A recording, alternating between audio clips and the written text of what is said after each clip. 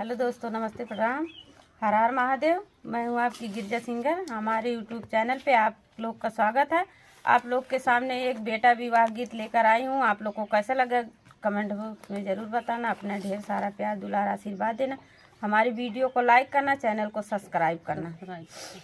बरहे बारी सावा का दुल्हे कावन रामा, हथवा गुलाब मुख पान जी।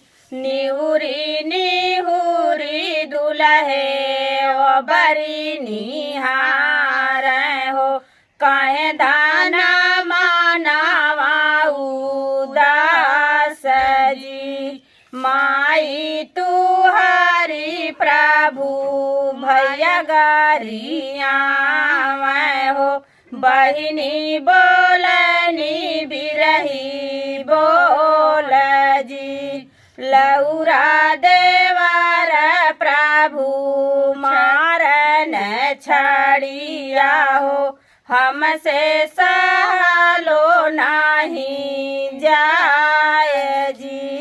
माई निकर बधाना ठीक दुपहरिया हो, बहिनी बड़ेरिया कै कागजी।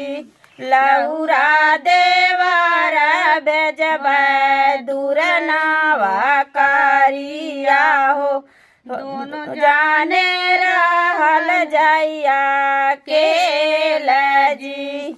माई तुहारी प्रभु पकलया मामा हो, बहिनी पराया धन हो जी।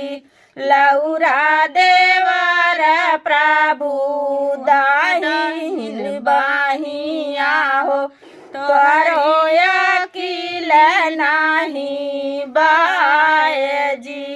लौरा देवर प्रभु हम दाहिन बाहिया हो, तुअरो अकिल नाही बाय